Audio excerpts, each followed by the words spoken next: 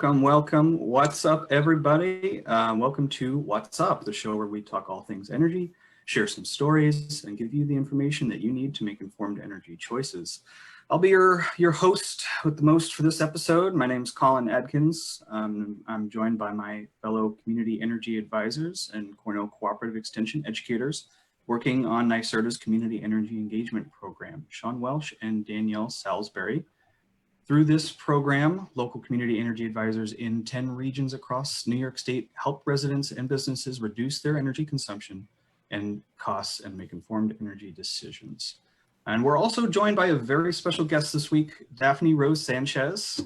Daphne is the Executive Director of Kinetic Communities Consulting, where she works with energy and affordable housing industry partners to connect, educate, and simplify energy efficiency opportunities for underrepresented communities. So welcome, Daphne. Welcome. Thank you so much for being here. And please tell us a little more about yourself and about your work. Thank you so much for having me, and hello, everyone. Good afternoon. My name is Daphne Rose Sanchez. I go by the pronouns she, her, ella. I am the Executive Director of Kinetic Communities Consulting. We are the first minority and women benefit corporation in New York City doing energy equity consulting. A lot of times when I tell people that, they're like, what is energy equity consulting? And I'm like, it's simple. It's energy efficiency consulting, ensuring that local communities are truly engaged and they are able to have a say in the different sustainability initiatives that are happening within their towns, counties, boroughs. I've been doing this work for, I'm gonna say 11-ish, 12 years. I started out as a NYSERDA outreach coordinator back for Green Jobs Green New York in the 2009 era. Then worked on NYSERDA's EDGE program and a couple of other NYSERDA initiatives before I started venturing out to the private sector and eventually started my own firm. So I'm very happy to be here today to talk about energy burdens. You know, I don't know if I surprise everyone. We'll talk about energy burdens today, but it's something that's very near and dear to my firm because we work in New York City, one of the most diverse cities in the world, and it is a critical intersection of efficiency and affordability. That's right. We're going to be talking about energy burdens and energy budgets, how to kind of get ahead of these energy costs that we can't seem to get ahead of. Before we dive into that conversation, we want everybody out there watching to also join in the conversation. If you're watching on Facebook, enter your questions in the chat. Please follow the event on Facebook. That's where the conversation is going to continue even after the live stream is over. And you can pick back up with us next week. You can watch last week's video and connect with us there. Back to the meat of the episode. When we start off by talking about energy affordability, energy budgets, energy burdens, it's important to kind of like start us off with a nice definition of what an energy burden is, why this metric is so important. Would anyone like to try and explain, break it down for us, what an energy burden is? So an energy burden is the percentage of your household income that's spent on your utility bills. And to determine your energy burden, you can calculate the amount of annual utility bills that you get in your household, and then divide that by your annual household income. And Daphne, I don't want to put you on the spot, but you just gave me how to adjust for your square footage, which I think is a really great tip. Yeah, it's fun for when you want to kind of compete with your friends and seeing who's using more energy. Please incorporate a square footage calculation at the end of your formula to find out how much energy per square foot you're using. Right. And you can balance out your competition. Thank you. Not only is it a fun thing to hold over the heads of your friends and family, is like who's got the best energy burden, but it's also a very real number in terms of some of New York State's goals. The Public Service Commission has this very big goal of helping everybody, all New Yorkers, achieve a 6% or lower energy burden. Because the truth of the matter is that energy costs are not equal across the board. In a survey of U.S. cities, the median or the middle energy burden across all U.S. cities was 3.5% of their income, but in low-income households in those same U.S. cities, the median was 7.5%. I know it's not uncommon here in New York State and the colder latitudes to see energy burdens of greater than 10, 15, even 20% of somebody's income, which is a real economic hardship to be spending that proportion of your income every month on energy costs. And so when we also discuss energy burdens, we need to mention the disproportionate impacts that come with matters of energy affordability and energy justice. So to all who are watching this, just know that the Cornell Cooperative Extension has strong ties and a strong responsibility to our communities across New York State.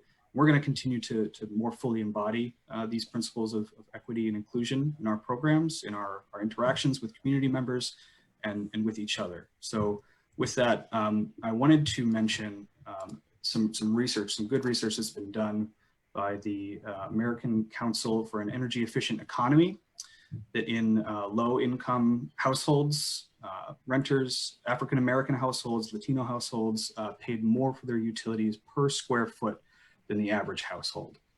So there is some work to be done, indeed, in this area. Anything to add from our panelists on that note? Yeah, I kind of would like to add to that. I think that a lot of times when folks talk about energy burden and kind of the inequality within the communities, especially low-income communities and people of color, the assumption is like they just can't afford to pay the energy bill because they don't have the money. But when we really look at the infrastructure of these buildings and understanding why are they so decrepit, why are the buildings not being maintained properly, and we kind of roll back those questions and look at like historical significance as to why, we can actually see that there is lovely federal policies that were put into place that basically said, okay, in the 1930s, we're going to take our communities, we're going to say these communities can receive funding for housing because they're middle-class America, and then these communities where they're Black and brown, they're too dangerous, they really shouldn't receive that funding. And so our federal government created these maps. These maps are called redlining maps, and they're basically red, yellow, and green maps that signify what specific areas within different cities, within different states, people can receive mortgages for homes, 0% interest mortgages, can receive financing for buildings, and which areas could not because the individuals in the area are considered dangerous. And so we look at these policies that were created in the 1930s, and then in the 1940s and 50s and 60s, the federal government says, okay, we've provided funding for this types of home and building construction. They don't need any funding for operation and maintenance. So we have here buildings that were taken, demolished, highways are built, bigger developments are built, and then they put all the Black and brown communities into those buildings, and they said, okay, you don't really need operation and maintenance. So we're looking at communities that have faced generations and decades of disinvestment in the actual infrastructure. And now we've also coupled the costs of increasing energy utility rates and increasing energy utility bills, which really makes energy burden a social justice issue. It's hand in hand. And so when we look into the future and we say, well, how do we support these communities? How do we help them move forward? We really have to think about how can we invest and ensure that it's not just a one-time investment, but it's an investment, a continual investment in the education so that folks in the neighborhood know about operation and maintenance of the mechanical systems, the investments in the actual infrastructure, the investments in the ownership structures. So that is all kind of the central components that kind of surround the energy burden conversation. Those are great points. Daphne, I really think the history is so important with this. And one thing I like to kind of just kind of add to this conversation is the fact that building science, you're talking about the historical kind of way that a lot of these complexes and neighborhoods kind of have been constructed over time, and building science was not part of that equation. So now, you know, going back and really kind of retroactively looking at how we can interject building science and efficiency to make people more comfortable and safer, I think is very important. And I'm happy to help folks get involved with some of these programs that are built to assist with that. Definitely. Building science is key. What engineering and engineers and mechanical operators thought back then is not the same as today. I mean, we've seen hundreds and dozens of multifamily buildings that had these super big Scotch marine boilers because they just assumed they needed this big load for these big buildings. In reality, you could resize these boilers and still maintain your building in a very efficient manner. So you're absolutely right.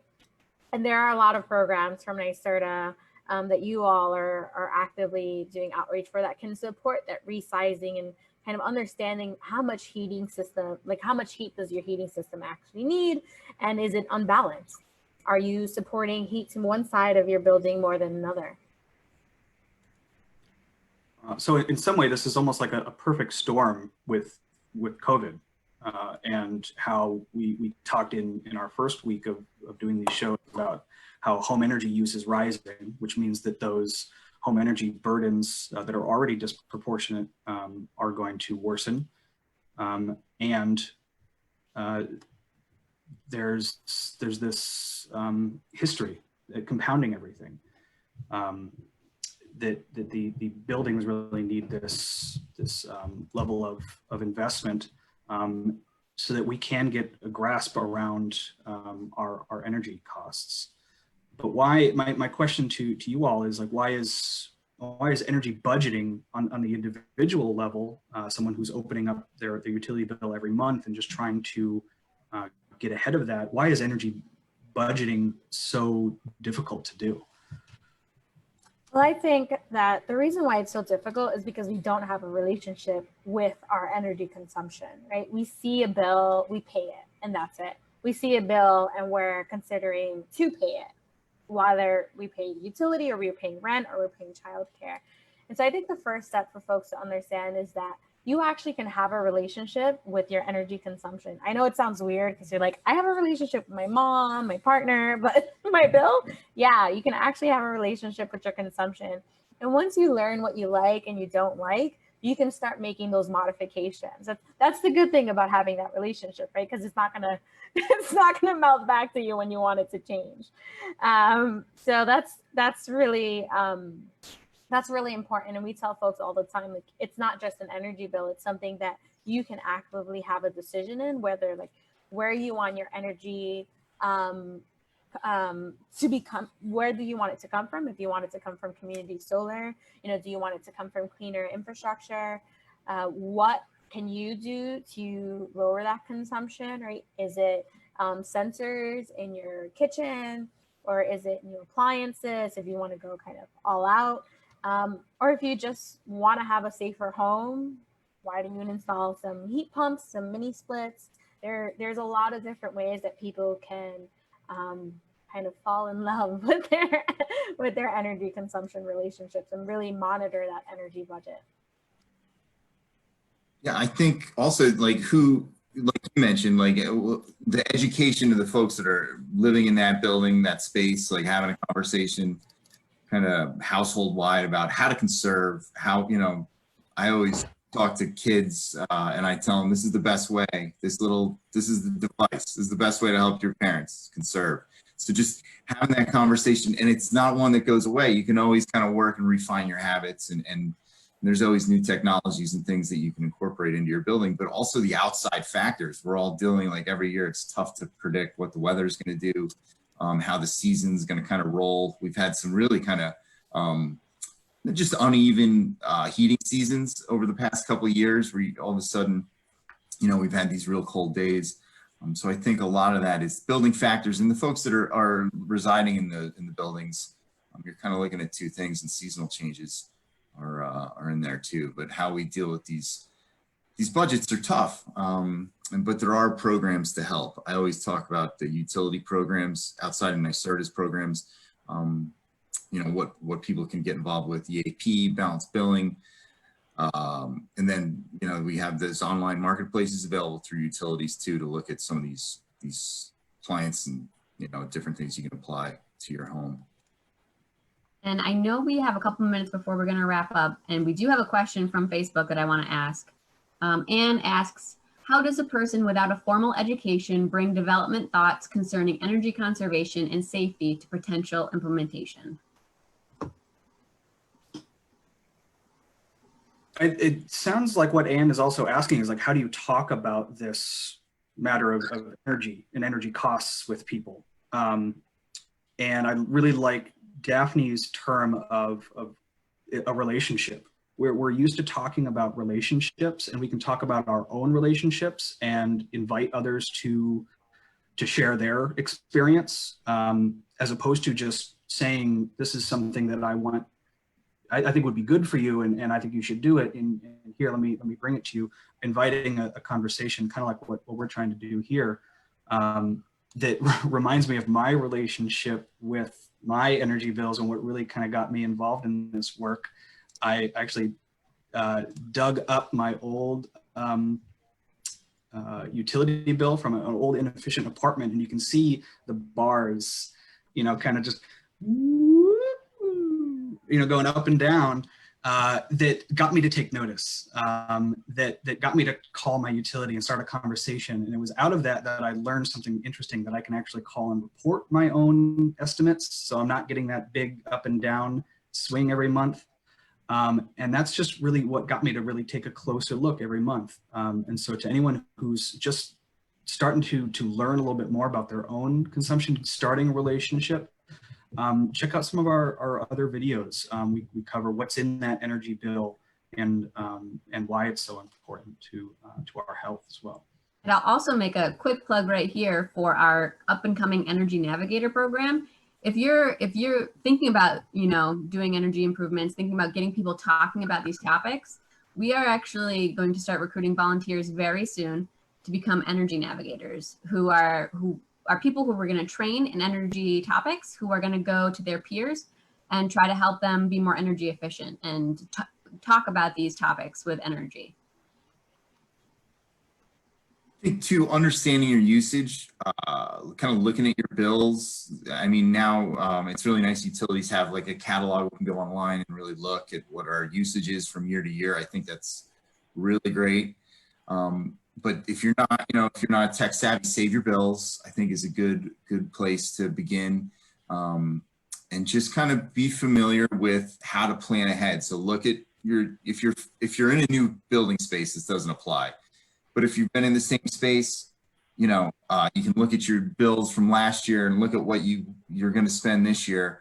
And then if you have a fuel supplier, whatever it is, if you have a gas supplier, if they offer lock-in rates, in the market, we're talking a lot about fuel here, other than electric as well. So if it's a fuel that you're using and it's market-driven, we know that that's going to ebb and flow with how the market goes. So lock in when it's low and look at, save those bills and be familiar with your costs. I'd also say don't feel uncomfortable in bringing up the conversation on energy conservation, because energy is directly related to your personal health, right? It can be, the safety of your home, the health, the cleanliness of the air that you're breathing, the security that you feel knowing that your lights aren't going to go off. Like, that's all mental health and physical health. And so you should feel comfortable kind of addressing that conversation, saying, hey, I'm worried for my own health, or I'm interested in, doing this to just make my home or my building a safer place to live.